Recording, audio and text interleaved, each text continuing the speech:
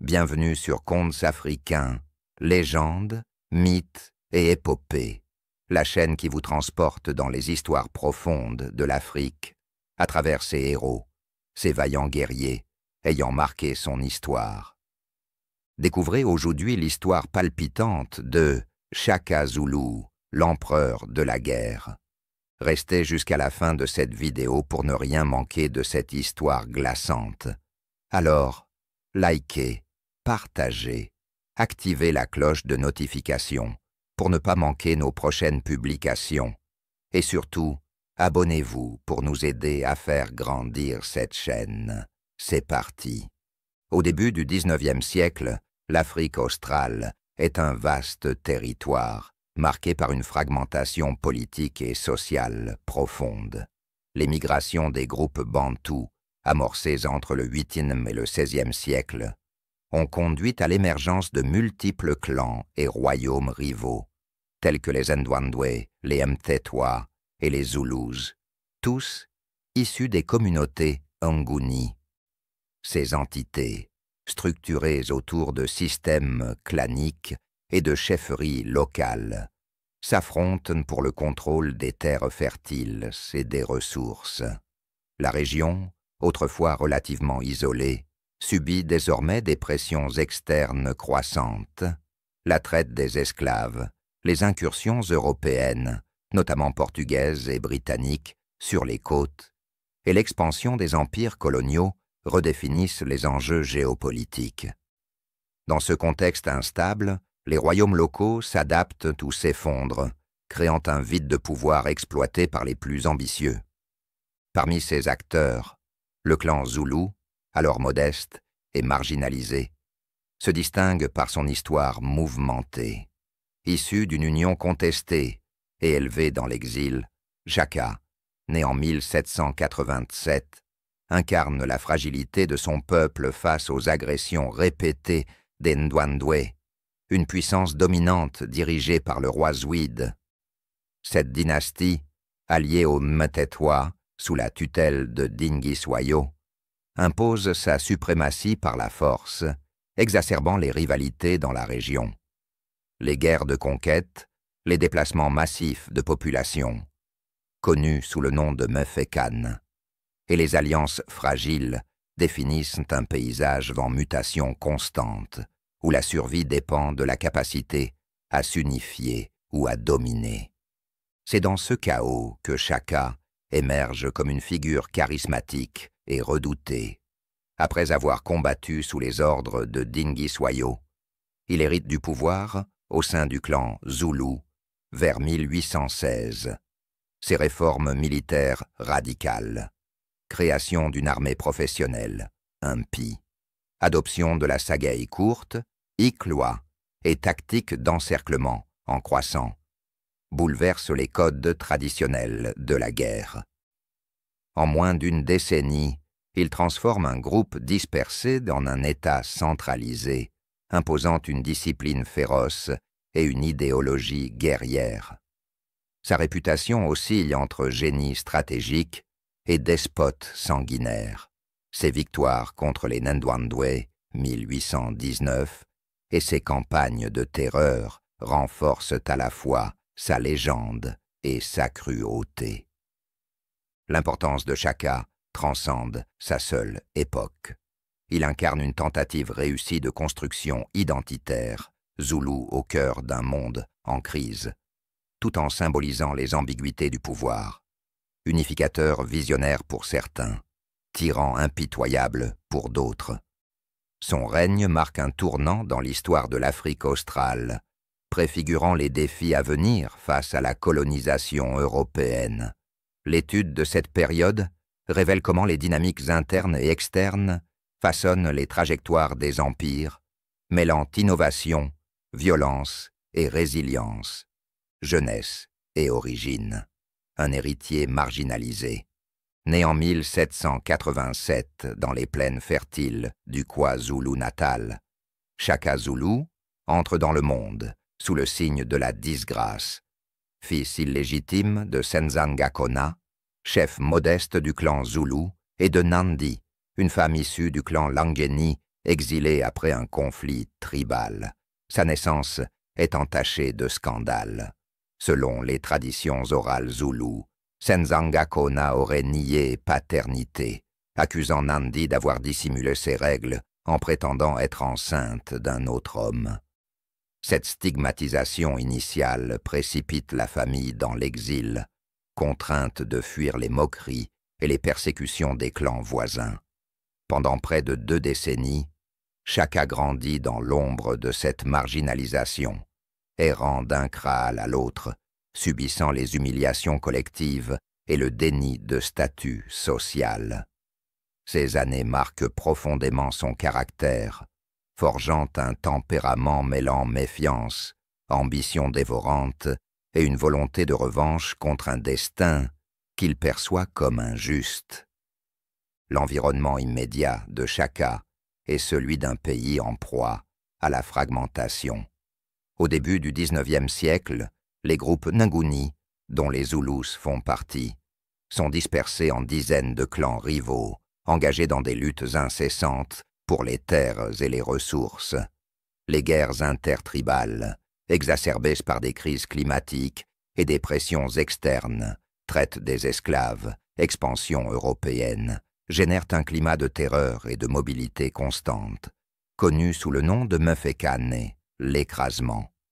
Dans ce chaos, les enfants des familles déchues, comme Shaka, doivent apprendre à survivre par la force et l'intelligence.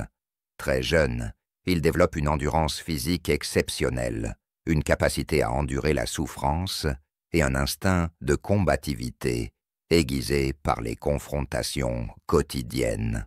Ces traits, combinés à une intelligence stratégique précoce, le distinguent rapidement parmi les autres jeunes guerriers. Le tournant décisif de sa jeunesse survient vers 1809, lorsque sa famille trouve un refuge précaire au sein du clan Mthetwa, sous la protection de Dingiswayo, un chef visionnaire, en quête de loyalisme et de compétences militaires. Dingiswayo, qui aspire à unifier les clans Nguni sous son autorité, reconnaît immédiatement le potentiel de Shaka. Ce dernier intègre alors les Impis, armée régulière, de Mthetwa, où il est initié aux nouvelles méthodes de guerre, formations tactiques organisées, discipline collective et centralisation du pouvoir autour d'une figure charismatique. Sous la tutelle de Dingiswayo, Shaka découvre également les mécanismes politiques permettant de transformer un groupe disparate en un État structuré. Il observe comment son mentor utilise la diplomatie, les alliances matrimoniales et la terreur pour éliminer ses rivaux, tout en instaurant une hiérarchie rigoureuse fondée sur le mérite militaire plutôt que sur les liens de sang. Ces années d'apprentissage forgent chez Shaka une vision radicalement différente du pouvoir, là où les chefs traditionnels reposent sur des structures claniques égalitaires. Il comprend que la survie dans un monde en guerre exige une centralisation autoritaire et une armée professionnelle. Dingiswayo lui enseigne également l'importance de l'innovation. Abandon des sagaes longues au profit d'armes rapprochées.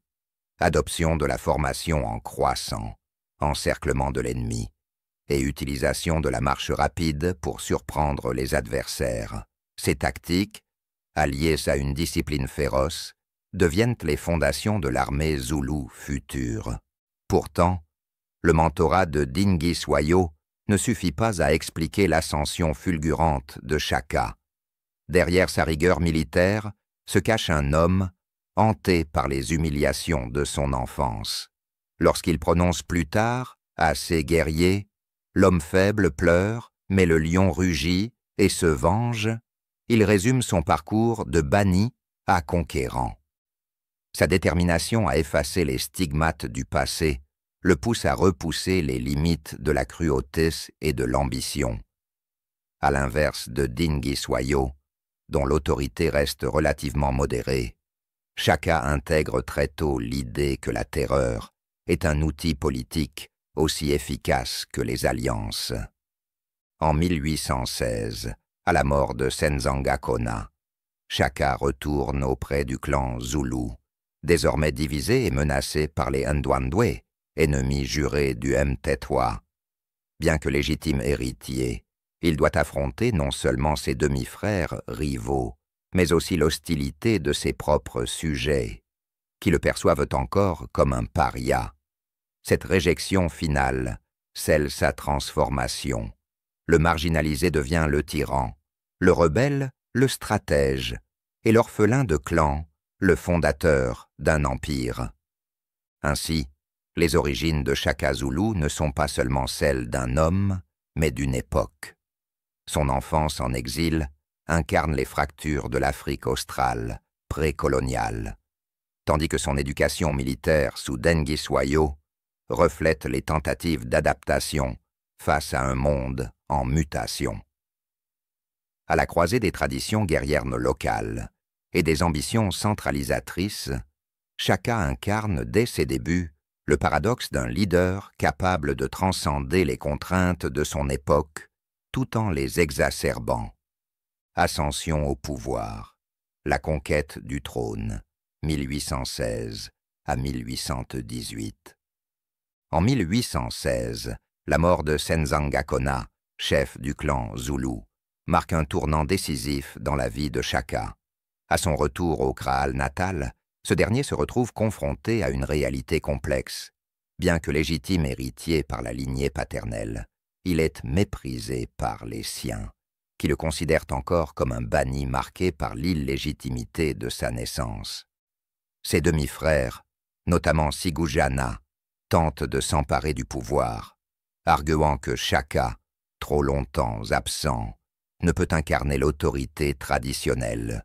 Pourtant, la situation évolue rapidement grâce à l'appui de Dinghis Wayo, chef des Mtetwa, dont l'influence militaire et politique est déterminante.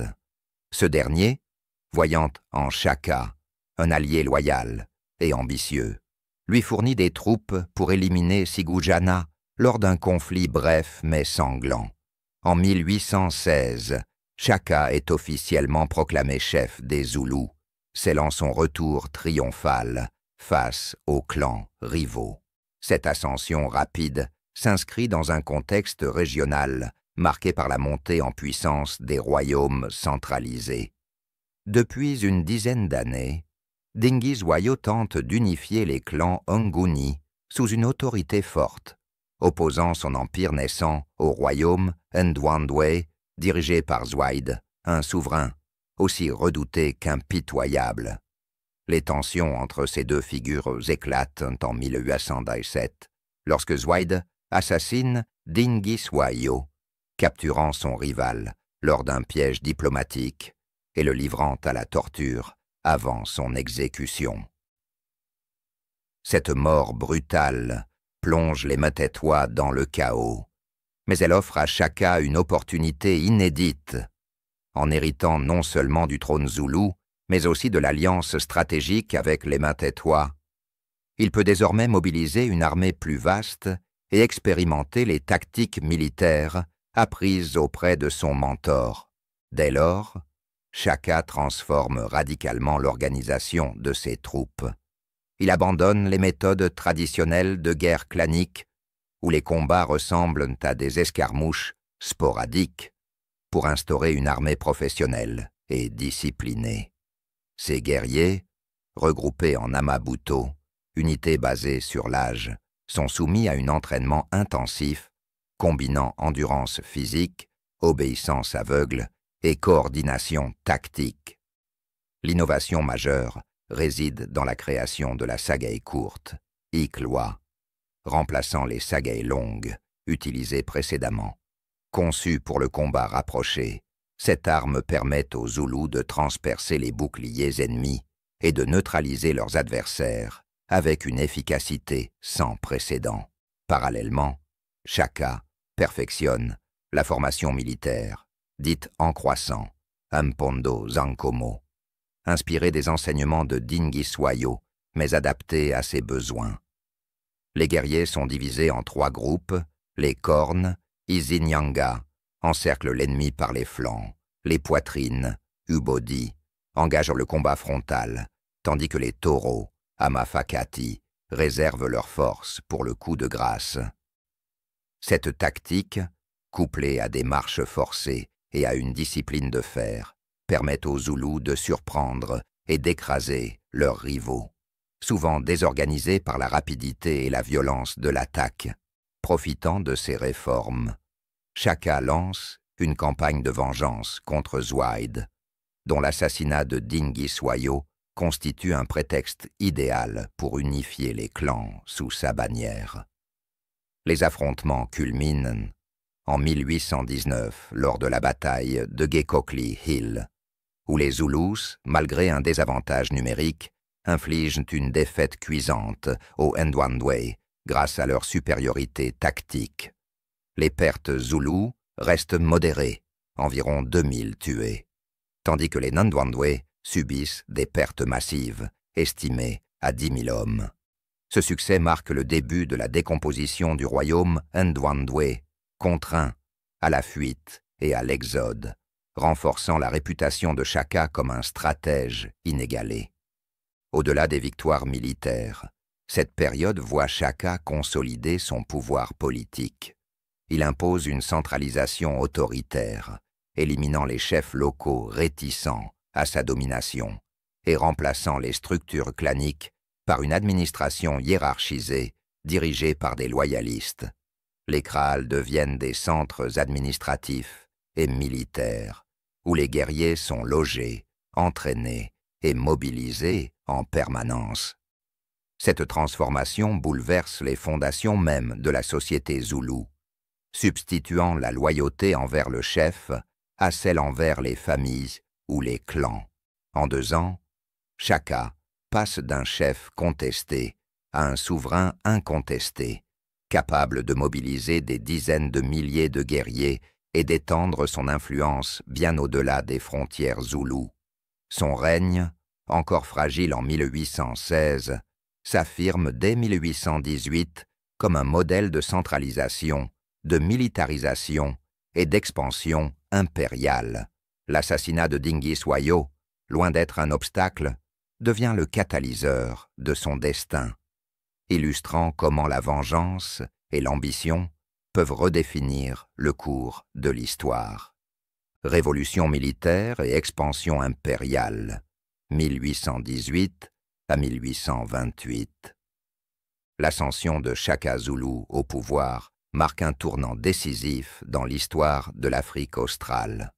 Entre 1818 et 1828, il transforme un clan marginalisé en un empire redoutable, grâce à une révolution militaire sans précédent et une stratégie d'expansion brutale. Ces innovations tactiques, alliées à une centralisation autoritaire, redéfinissent les rapports de force régionaux et laissent une empreinte durable sur les sociétés locales. Innovation stratégique, l'art de la guerre zoulou.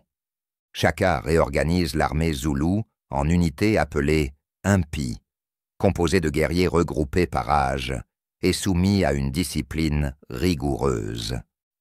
Ces formations militaires, structurées en régiments, amabuto, remplacent les bandes claniques désordonnées de l'époque précédente. Chaque guerrier est entraîné à marcher pieds nus sur de longues distances, à obéir aux ordres sans hésiter et à exécuter des manœuvres complexes en formation de bataille. Cette professionnalisation de l'armée permet à Shaka de mobiliser des dizaines de milliers d'hommes, prêts à frapper à tout moment. L'une de ses contributions les plus marquantes est l'abandon des sagaies longues au profit de la Ikloa, une lance courte conçue pour le combat rapproché. Contrairement aux armes traditionnelles, qui visaient à transpercer à distance, la Ikloa permet de désarmer et de tuer l'ennemi en mêlée, rendant les attaques zoulous particulièrement meurtrières. Parallèlement, Shaka perfectionne la formation tactique d'Etnan croissant ou en taureau, Impondo Zankomo. Cette stratégie divise les troupes en 3 éléments: les cornes, Isinyanga, encercler l'ennemi par les flancs. La poitrine, Ubodi, engage le combat frontal, tandis que les taureaux, Amafa Kati, réservent leurs forces pour l'assaut final. Cette tactique, couplée à une discipline de fer, permet aux Zoulous de neutraliser des armées plus nombreuses mais moins organisées. Conquêtes et terreurs, la domination par la violence. Grâce à ces réformes, Shaka lance une série de campagnes militaires visant à écraser ses rivaux et à étendre son influence. Les clans Mtetwa, Ndwandwe et Hlubi sont successivement anéantis ou absorbés, leurs survivants intégrés au rang Zoulou ou dispersés dans la région. La destruction des Ndwandwe, ennemis jurés des Zoulous, est un tournant majeur. Après la victoire décisive à la bataille de Gokli Hill, 1819, Shaka poursuit les rescapés jusqu'au-delà des montagnes Drakensberg, précipitant un exode massif connu sous le nom de Teumfekan, l'écrasement. Ce phénomène, caractérisé par des déplacements de population et des conflits incessants, transforme le paysage politique de l'Afrique australe, semant la terreur et la désolation sur son passage.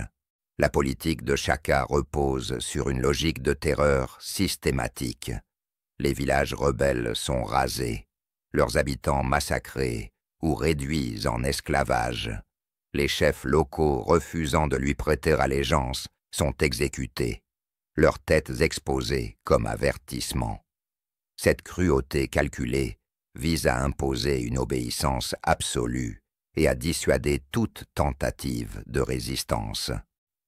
Pourtant, cette méthode porte aussi un risque. En fragilisant les structures sociales des territoires conquis, Shaka crée un vide que ses propres forces doivent combler, accentuant la dépendance à l'armée et à la guerre comme outil de gouvernement. Centralisation politique, la construction d'un État militaire. Au-delà de la guerre, Shaka impose une centralisation administrative radicale. Il remplace les chefs claniques par une élite loyaliste choisie pour sa fidélité et son efficacité plutôt que pour ses origines. Ces nouveaux dirigeants, souvent issus des impis, supervisent les kraals, villages militaires, où les guerriers sont logés, entraînés et mobilisés en permanence. Ces centres administratifs deviennent des symboles du pouvoir zoulou, combinant fonctions militaires, économiques et politiques. Cette réorganisation élimine les structures décentralisées traditionnelles, substituant la loyauté envers le chef à celle envers les familles ou les clans. Les ressources agricoles et humaines sont redistribuées selon les besoins de l'État, renforçant le contrôle de Shaka sur son empire. Cependant, cette dépendance à l'armée et à la guerre crée un cycle de violence. Pour entretenir son pouvoir, Shaka doit constamment mobiliser ses troupes, alimentant ainsi les conflits et les conquêtes. En 10 ans, Shaka transforme les Zoulous en une puissance régionale incontournable, capable de rivaliser avec les royaumes voisins et les premières incursions européennes. Pourtant, cette centralisation autoritaire et cette logique de terreur laissent des cicatrices profondes, semant les germes de la chute future du royaume. L'empire zoulou, né de la guerre, reste fragile, suspendu entre grandeur et instabilité. Apogée et contradiction d'un tyran, 1825 à 1828. Gloire militaire, l'hégémonie, zoulou consolidée. Au début des années 1820, le royaume zoulou atteint son apogée sous le règne de Shaka, dont la réputation de génie militaire s'affirme à travers l'Afrique australe. Sa victoire décisive contre les Ndwandwe en 1819, notamment lors de la bataille de la rivière Mlatouze, marque un tournant majeur dans la consolidation de son pouvoir. Cette confrontation, suivie de la destruction de l'alliance Ndwandwe, élimine son principal rival, Swaide, et précipite le déclin de son royaume. Les survivants, dispersés par la terreur, alimentent le Mefekan, l'écrasement. Un phénomène de migration massive et de conflits qui redessine la carte politique de la région. En moins d'une décennie, Shaka transforme les Zoulous en une force dominante, capable d'absorber ou d'anéantir les clans voisins. Son influence s'étend bien au-delà des frontières zoulous. Les royaumes Swazis et Basottos, confrontés à la pression des migrations et à la montée en puissance des Zoulous, adoptent des stratégies défensives ou nouent des alliances précaires avec Shaka, Users Outline. Ces entités, tout en conservant une certaine autonomie, subissent l'impact indirect de sa politique expansionniste. Les tactiques zoulous, combinant rapidité, encerclement et discipline, inspirent même certains chefs locaux qui tentent de s'en inspirer pour résister aux futures incursions européennes. À son sommet, l'Empire zoulou compte plus de 50 000 guerriers, organisés en impis professionnels et équipés de la sagaï courte, Iklwa, arme emblématique de sa révolution militaire. Despote ou visionnaire, les ambiguïtés du pouvoir. Pourtant, l'apogée de Shaka s'accompagne d'une centralisation autoritaire qui suscite crainte et contestation. Son règne est marqué par des exécutions arbitraires, visant à éliminer toute menace potentielle à son autorité. Les chefs locaux réticents à lui prêter allégeance, les soldats jugés insoumis, voire des simples citoyens accusés de négligence, sont passibles de châtiments brutaux. Ces mesures, justifiées par la nécessité de maintenir l'unité dans un empire en constante expansion, renforcent son image de tyran sanguinaire. Les récits oraux et les témoignages coloniaux ultérieurs décrivent des scènes de terreur collective où les kraals deviennent des lieux de surveillance et de punition. Cette cruauté calculée s'inscrit dans une stratégie politique visant à instaurer un culte de la personnalité autour de Shaka. Il se présente non seulement comme un chef guerrier, mais comme une figure quasi divine, dotée d'un pouvoir absolu. Les cérémonies militaires, les chants de gloire et les rituels de loyauté renforcent cette idéologie, transformant l'armée en instrument de domination idéologique autant que militaire, Users Outline. Pourtant, cette centralisation radicale crée des tensions internes. L'élite loyaliste, bien que récompensée, reste dépendante de la faveur royale, tandis que les populations conquises, soumises par la force, nourrissent un mécontentement latent. L'ambivalence des sources historiques reflète ces contradictions. Pour les uns, Shaka incarne un visionnaire qui a unifié un peuple fragmenté, résistant aux pressions externes et anticipant les défis de la colonisation. Les récits nationalistes sud-africains, notamment, célèbrent son héritage comme un symbole de résistance africaine. Pour les autres, ses méthodes brutales, les massacres systématiques et la destruction des clans traditionnels en font un despote dont l'ambition a plongé la région dans un cycle de violence sans précédent. Cette dualité entre héros anticoloniales et tyrans impitoyables reste au cœur des débats historiographiques contemporains. Ainsi, les dernières années du règne de Shaka, 1825 à 1828, révèlent les limites de son modèle. Si son empire domine militairement l'Afrique australe, sa survie dépend désormais de la terreur et de l'équilibre fragile entre loyauté et répression. Cette instabilité, combinée aux rumeurs de complots internes, précipitera sa chute en 1828, assassiné par ses propres frères, Dingaan et Mhlangana, dans un coup d'État qui mettra fin à son règne de fer. L'histoire de Shaka, entre gloire et cruauté, reste un miroir des ambivalences du pouvoir, où l'unification par la force laisse des cicatrices aussi profondes que ses conquêtes. Chute et assassinat, 1828. Cause de la chute, ressentiments internes et pressions externes. La fin du règne de Shaka Zulu, entre 1825 et 1828, est marquée par un climat d'instabilité croissante, alimenté à la fois par des tensions internes et des menaces externes. Son autorité, fondée sur une centralisation brutale et une logique de terreur, suscite un mécontentement profond au sein de l'élite zoulou. Les chefs locaux, désormais dépendants de sa faveur, craignent les exécutions arbitraires qui frappent toute figure perçue comme une menace. Même les impies, armées professionnelles loyalistes, commencent à murmurer face à la rigueur extrême imposée par leur commandant en chef. Selon les récits historiques, cette méfiance s'incarne notamment dans ses propres frères, Dingaan et Mlangana, marginalisés malgré leur statut de membres de la famille royale. L'événement qui précipite la crise survient en 1827, avec la mort de Nandi, la mère de Shaka. En signe de deuil, ce dernier ordonne un deuil national d'1 an, interdisant aux couples de se marier ou de procréer et exigeant des sacrifices humains pour honorer la défunte.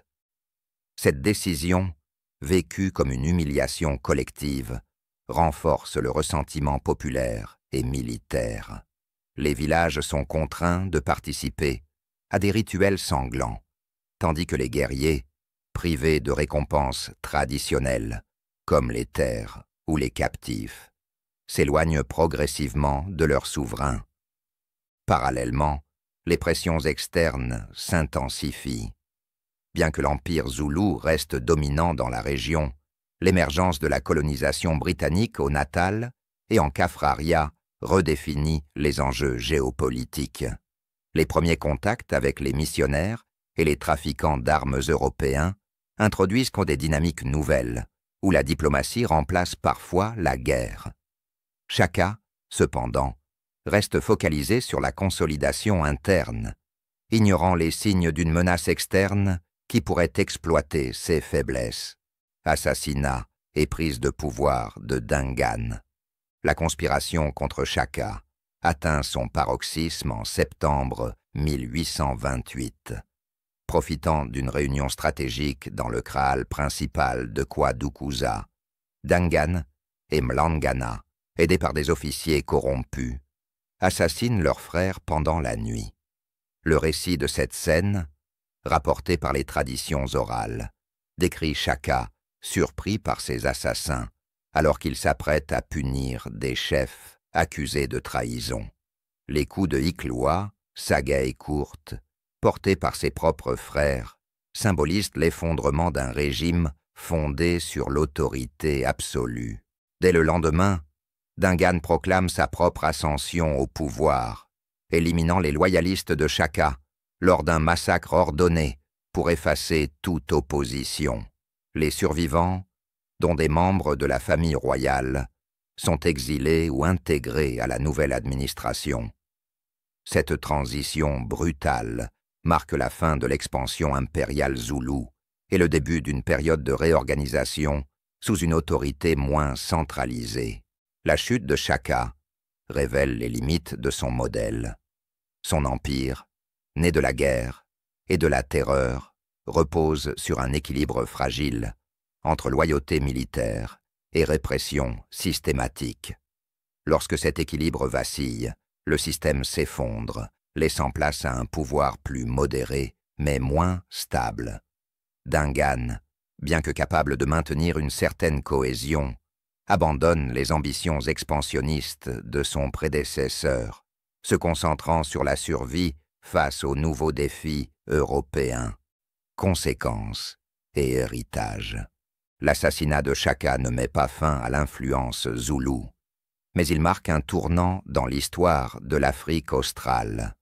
L'Empire, désormais privé de son fondateur charismatique, entre dans une phase de déclin relatif, confronté à la montée des Boers afrikaners et des Britanniques. Pourtant, l'héritage militaire et administratif de Shaka perdure. Les tactiques des impies, la centralisation autour des Kraals, et même la terreur comme outil politique restent des références pour les générations futures. Son règne incarne ainsi une ambivalence historique. Si ces méthodes génocidaires et autoritaires sont souvent condamnées, elles reflètent aussi la nécessité pour un peuple marginalisé de s'adapter à un monde en mutation. Comme le souligne l'UNESCO, Shaka reste un symbole des tensions entre violence et vision, entre destruction et construction identitaire. Son assassinat, loin d'être un simple épisode sanglant, résume les contradictions d'un dirigeant qui a façonné son époque tout en devenant la victime. Postérité et héritage. Impact historique entre réforme et ambivalence. L'héritage de Shaka Zulu transcende son règne, 1816 à 1828, pour devenir un pilier fondateur de l'histoire africaine précoloniale.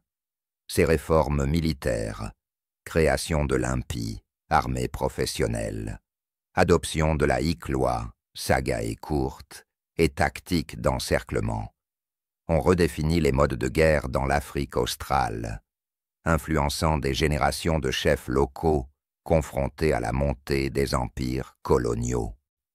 Ces innovations, couplées à une centralisation autoritaire du pouvoir, ont transformé des clans éclatés en un État structuré, marquant une rupture avec les sociétés égalitaires traditionnelles.